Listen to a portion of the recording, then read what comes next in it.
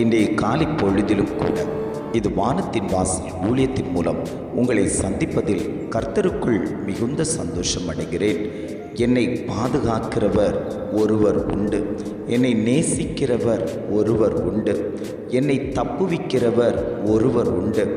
அநேக வேளைகளில் என்னோடு கூட பேசுகிறவர் ஒருவர் உண்டு. துக்கப்பட்ட போதிலும், வருத்தப்பட்ட போதிலும், வேதனைப்பட்ட போதிலும் எனக்காக ஆறுதல் சொல்லுபவர் ஒருவர் உண்டு. நான் அவருடைய கரத்திற்குள் அடங்கி இருக்கிறேன். என் நேசர் என்னோடு கூட இருக்கிறார். அவர் என்னை மூடி மறைத்து கொள்வார் என்ற விசுவாசத்தோடு அநேக தேவ ஜனங்கள் கர்த்தரையே நோக்கி பயணித்து கொண்டிருக்கிறார்கள். ஆண்டவர் சொல்லுகிறார், இந்த குடும்பங்களை பார்த்து நான் உங்களை என்னுடைய கரத்தினால் மூடி மறைத்து வைத்திருக்கிறேன் என்று இன்றைய காலை பொழுதில் ஒவ்வொரு குடும்பங்களையும் பார்த்து ஆண்டவர் வாக்கு கொடுத்து கொண்டிருக்கிறார்.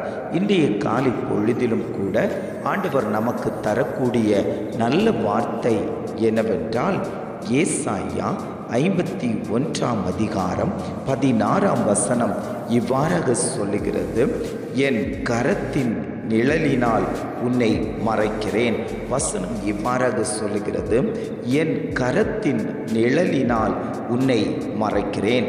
ஆண்டவர் குடும்பங்களை பார்த்து சொல்லுகிறார், அவருடைய கரத்தின் நிழலினால் உங்களை மறைத்து வைத்திருக்கிறேன் என்று ஆண்டவர் குடும்பங்களை பார்த்து வாக்கு கொடுத்து கொண்டிருக்கிறார்.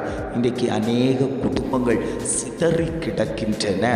சத்துருவானவன் குடும்பங்களை பிரித்து வேட்டையாடி கொண்டிருக்கிறான். குடும்பங்களுக்குள் பிரச்சனைகளை கொண்டு வந்து போட்டு குடும்பத்தை ரெண்டகம் பண்ணி கொண்டிருக்கக்கூடிய சத்துருவினுடைய திட்டங்களும் தீர்மானங்களும் குடும்பங்களில் செயல்பட்டு கொண்டிருக்கிறதுனால குடும்பத்தில் சமாதானம் இல்லை, சந்தோஷம் இல்லை. கணவன் மனைவிக்கிடையே பிரச்சனைகளை கொண்டு வந்து போடுகிறான். பிள்ளைகளுக்கு இடையே பிரச்சனைகளை கொண்டு வந்து போடுகிறான். எந்த வழிகளில் எப்படி குடும்பங்களை சீர்குலைக்கணும்னு சொல்லி சத்ருவானவன் ஒவ்வொரு குடும்பத்தின் மேலேயும் அவனுடைய ஆளுகை செயல்பட்டு கொண்டிருக்கும் போது ஆண்டவர் சொல்லுகிறார், நீ என்னுடைய சமூகத்தில் வந்து அமர்ந்திருந்தபடியினால் என்னுடைய கரம் உன் குடும்பத்தை வேலி அடைக்கும். என்னுடைய கரத்தின் நிழல் உன் குடும்பத்தில் வேலி அடைத்து உன் பிள்ளைகளை, உன் புருஷனை, உன்னுடைய தொழிலை, உன்னுடைய காரியத்தை தேவன் வேலி அடைப்பேன் என்று ஆவியானவர் குடும்பங்களை பார்த்து பேசிக்கொண்டிருக்கிறார்.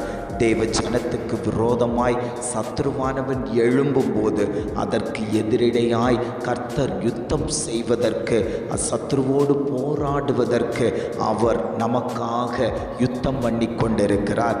அந்த தெய்வம் தான் சொல்லுகிறார், நான் உங்களுக்காக யுத்தம் பண்ணுவேன், நீங்கள் சும்மா இருப்பீர்கள்.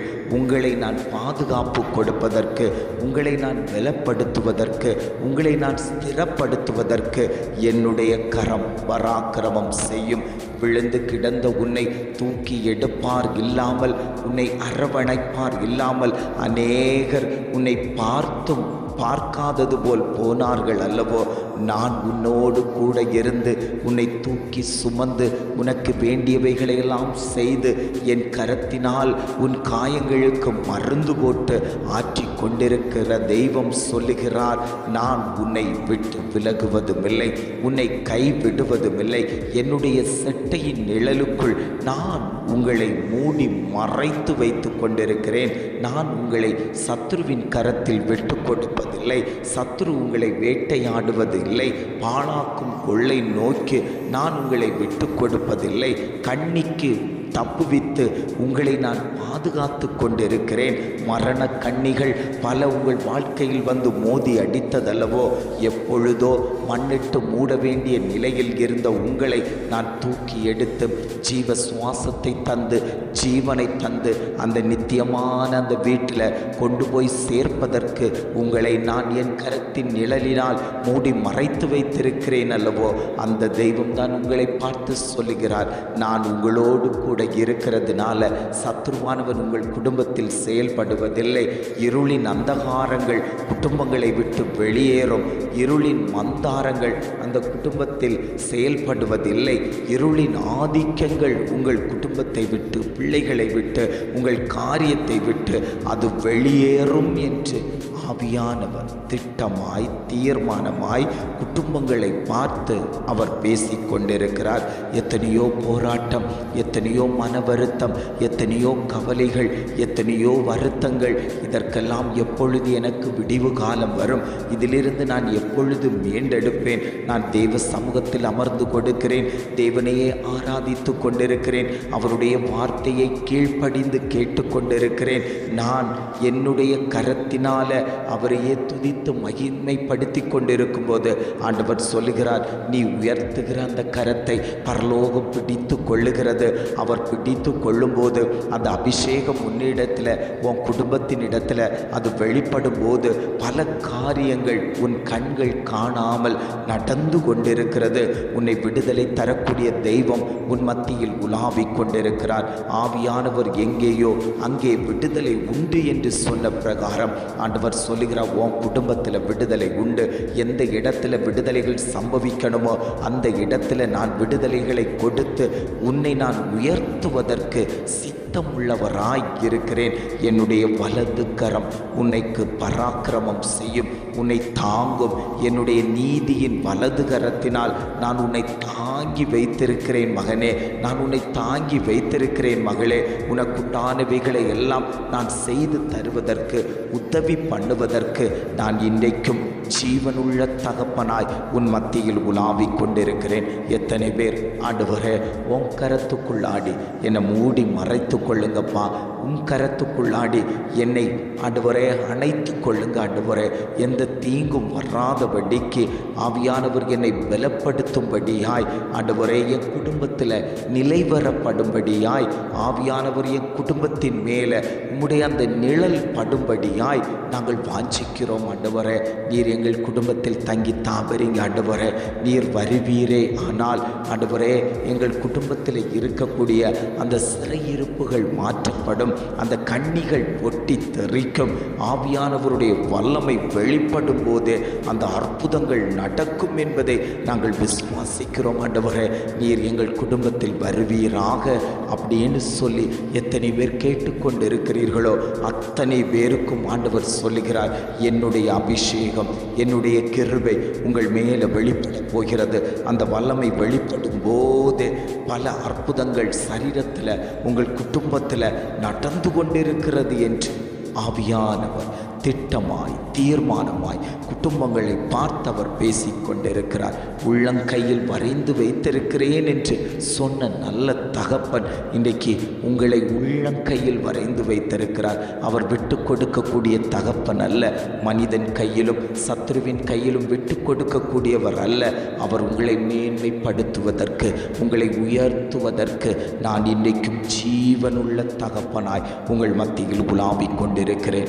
ஆவியானவருடைய மகிமை வார்த்தைகள் வெளிப்படும் போது குடும்பங்களில் இருக்கக்கூடிய அசுத்தங்கள் விலகி ஓடுகிறது, பிசாசின் கிரியைகள் முறியடிக்கப்படுகிறது, உங்களுக்கு விரோதமாய் கட்டி வைத்திருக்கக்கூடிய மதில்கள் உடைக்கப்படுகிறது.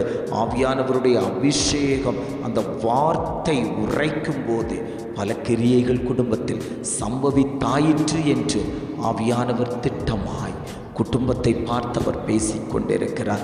ஜெபிக்கலாமா?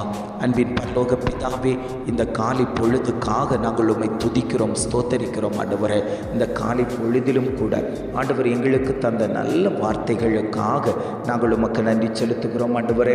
என் கரத்தின் நிழலினால் உன்னை மறைக்கிறேன் என்று அழகான ஒரு வார்த்தை தந்தீங்க ஆண்டவரே. உம்முடைய கரத்தினுடைய நிழலினால் என்னை மூடி மறைத்து கொள்ளுங்கப்பா. அந்த நிழல் என் மேலே படும்படியாய் நாங்கள் ஜெபிக்கிறோம், என் குடும்பத்தில் படும்படியாய் நாங்கள் ஜெபிக்கிறோம். என்னுடைய தொழிலின் மேலே, என்னுடைய ஊழியத்தின் மேலே உம்முடைய நிழல் படும்படியாய் நாங்கள் ஜெபிக்கிறோம் ஆண்டவரே. உம்முடைய தயவுள்ள கரம் எங்கள் மேலே வைக்கப்பட்டு விட்டதற்காக நாங்கள் உமக்கு நன்றி செலுத்துகிறோம் ஆண்டவரே. இம்மட்டுமாய் நடத்தின தகப்பன், இனியும் நீர் எங்களை வழிநடத்தும்படியாய் நாங்கள் ஜெபிக்கிறோம். எங்களை தாழ்த்தி தருகிறோம். இதை கேட்டுக்கொண்டிருக்கக்கூடிய ஒவ்வொரு குடும்பத்தின் மேலேயும் தேவ பிரசன்னம் வெளிப்படட்டும். அந்த ஆளுகை, அந்த அபிஷேகம், அந்த கிருபை, அந்த கரம் அந்த குடும்பத்தின் மேலே வைக்கப்படும்படியாய் நாங்கள் ஜெபிக்கிறோம். நீரே பொறுப்பெடுத்து கொள்ளுங்கப்பா. எங்களை தாழ்த்தி தருகிறோம். துதிகன மகிமையெல்லாம் உமக்கே செலுத்துகிறோம். மீட்பர் இயேசுவின் மூலம் ஜெபம் கேளும் நல்ல பிதாவே. ஆமென், ஆமென்.